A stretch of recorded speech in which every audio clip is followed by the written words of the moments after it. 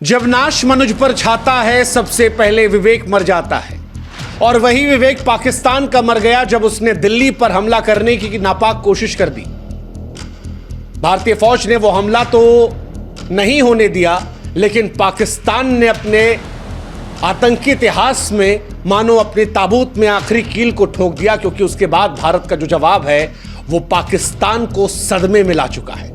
पूरा पाकिस्तान खौफ में है।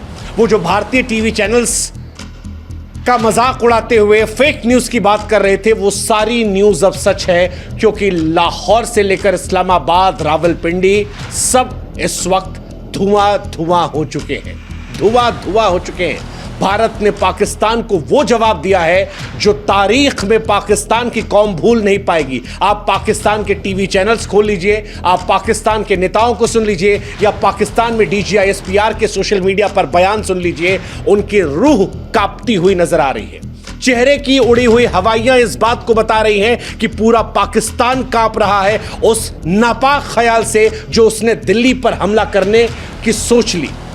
और ये पाकिस्तान को महंगा पड़ेगा, क्योंकि भारत ने जब ऑपरेशन सिंदूर चलाया था तब उसे लास्ट वार्निंग दी थी कि इस बार हमला हम सिर्फ आतंकवादी ठिकानों पर कर रहे हैं। पाकिस्तान अपनी आतंकी गतिविधियों को रोक दो। अगर भारत के खिलाफ साजिशों को नहीं रोकोगे तो अंजाम इतना भयावह होगा कि सदियों तक उस त्रासदी के जख्म से उभर नहीं पाओगे।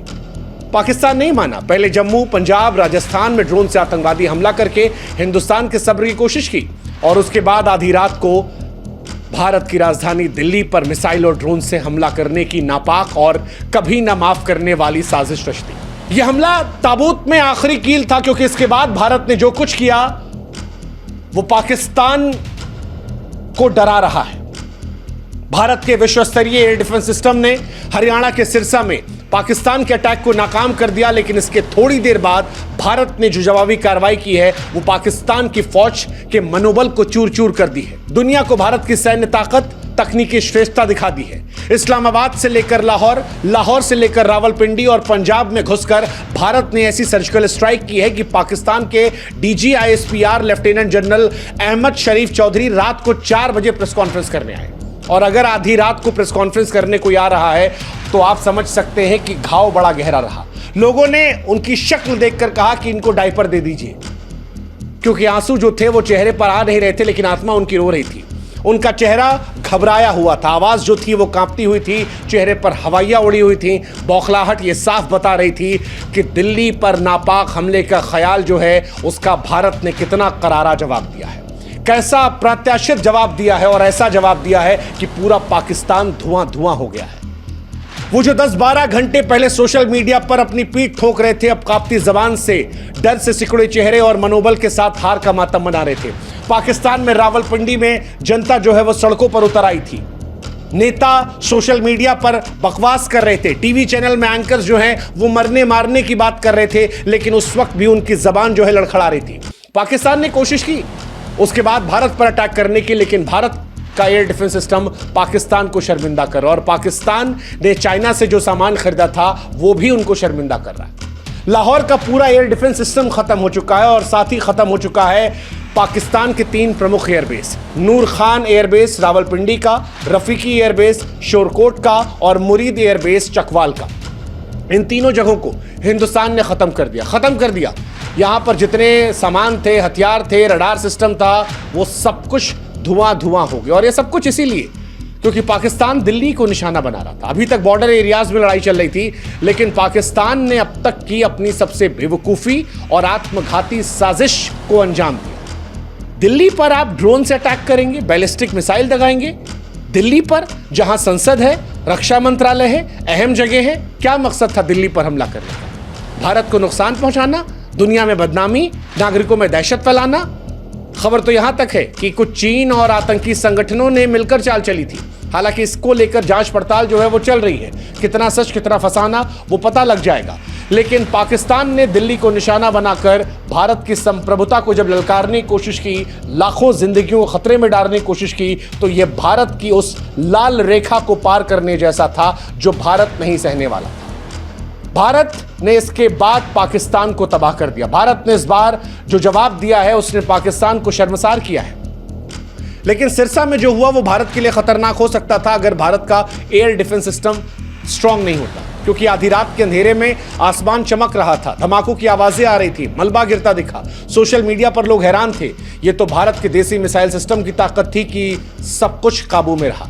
भारत की सैन्य शक्ति ने भारत के लोगों को सुरक्षित रखा, लेकिन पाकिस्तान की करतूत ने बताया कि वो शांति का दुश्मन है।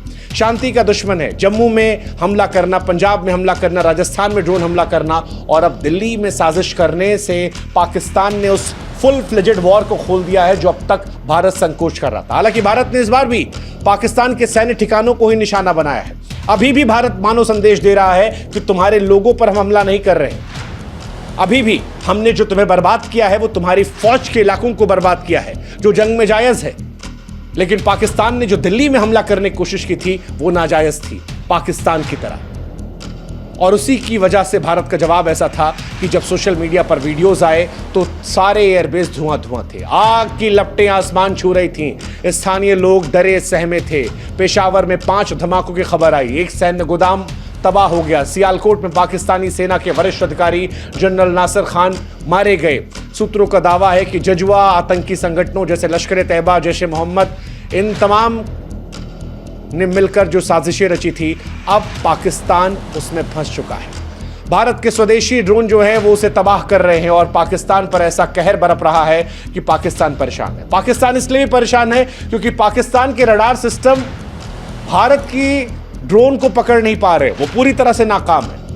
पाकिस्तान का एयर डिफेंस सिस्टम पूरी तरह लाचार है। कईयों का तो मानना है कि भारत ने साइबर वॉर के जरिए पाकिस्तान के रडार और कमांड सेंटर को जाम कर दिया था, जिसकी वजह से उसकी रक्षा प्रणाली कागज की शेर बनकर रह गई और जब हमारे ड्रोन यहां से गए तो वो बेखबर थे। इसी वजह से उनको इतना भारी नुकसान जो है वो देखने को मिला। इस ऑपरेशन का आर्थिक प्रभाव पाकिस्तान को परेशान करेगा, क्योंकि पाकिस्तान ने 24 घंटे पहले IMF से वो जो $1 बिलियन की भीख ली थी, अब ऐसा लग रहा है कि भारत ने उससे कहीं ज्यादा इनको नुकसान पहुंचा दिया है। जो नुकसान भारत ने इनको दिया है वो शायद $2-3 बिलियन से होगा। तो पाकिस्तान जो भिखमंगों की तरह मांगने गया था, जितना मांगा उससे ज्यादा फिलहाल नुकसान में है। लेकिन भारत का पाकिस्तान पर हमला, एयरबेस पर हमला, यह स्पष्ट करना था कि भारत के नागरिकों की तरफ अगर पाकिस्तान देखेगा तो फिर पाकिस्तान की नापाक सोच को मिट्टी में मिला दिया जाएगा। भारत अपनी संप्रभुता को लेकर बहुत स्पष्ट है। भारत दुनिया को बता रहा है कि न सिर्फ अपनी रक्षा करने में सक्षम है, बल्कि अगर दुश्मन हिमाकत करेगा, अगर दायरा पार करेगा, वो लाल रेखा से आगे बढ़ेगा, तो फिर हिंदुस्तान जो है वो उसे घर में घुसकर मारेगा। और पाकिस्तान डरी हुई है। पाकिस्तान के डर को आप ऐसे भी समझ लीजिए कि DGISPR जो है वो रात को 4 बजे जब आए तो बकवास करने लगे। वो भारत में लोगों को आपस में लड़ाने की कोशिश करने में आ गए। वो सिख समुदाय को लेकर झूठ बोलने लगे कि भारत ने पंजाब में सिखों को निशाना बनाने के लिए बैलिस्टिक मिसाइल दागी। इतना घटिया, बचकाना, हास्यास्पद दावा था कि लोग इस पर क्या कहें। भारत के जो एयर चीफ मार्शल हैं वो अमरप्रीत साहब हैं। वो एक प्राउड सिख है। भारतीय वायुसेना को वो रिप्रेजेंट कर रहे हैं। भारत का सिख समुदाय कितनी बार पाकिस्तान को ठोक चुका है, कुत्ता बना चुका है। ऐसे में पाकिस्तान का ये दावा झूठा है। भारत के सिख समुदाय को बदनाम करने की कोशिश है और ऐसी कोशिश के बारे में हम क्या ही कहें। हालांकि पाकिस्तान हर तरह से नापाक कोशिश कर रहा है। अफगानिस्तान को लेकर बकवास की कि भारत ने अफगानिस्तान में भी हमला किया। उधर अफगान भाई हमारे कह रहे हैं कि इंडिया वाले भाई आप और ठोको, हम भी साथ में ठुकवाएंगे। DGISPR उस डर और झूठ के बीच में कहता है कि हमारा जवाब देखो, लेकिन पाकिस्तान की जनता जो है वो अब सोशल मीडिया पर समझ रही है कि जिनको वो हीरो मान रही थी वो हीरो नहीं है, वो खोखले कागज के लोग हैं, बोल बच्चन वाले हैं और इसीलिए शायद पाकिस्तान झूठ का सहारा ले रहा है। खैर, पाकिस्तान के लिए सबक है। पाकिस्तान की ये भूल कि दिल्ली पर हमला करना उसे भारी पड़ी और भारी पड़ेगी। भारत ने न सिर्फ नाकाम किया है बल्कि सैन्य ठिकानों को तबाह करके बताया है कि ऑपरेशन सिंदूर 2.0 खत्म नहीं हुआ है। ये सिंदूर 2.0 अभी जारी है और अगर पाकिस्तान अभी भी नहीं माना तो पाकिस्तान इतिहास का हिस्सा बनने से बहुत दूर नहीं है। पाकिस्तान का इतिहास हालांकि कहता है कि पाकिस्तान सुधरने वालों में से नहीं है, लेकिन भारत भी इस बात को लेकर स्पष्ट है कि ये पुराना भारत नहीं है। हम इस बार थप्पड़ मारोगे तो ईंटा लेके मारेंगे। अगर हमारे पे हमला करने की सोचोगे तो घर में घुस के तुमको तबाह कर देंगे और अगर इससे आगे बढ़ोगे तो तुमको इतिहास का हिस्सा बना देंगे। पाकिस्तान को तय करना है कि उसे रहना है या इतिहास के पन्नों में, कागजों में सिमट कर रह जाना है।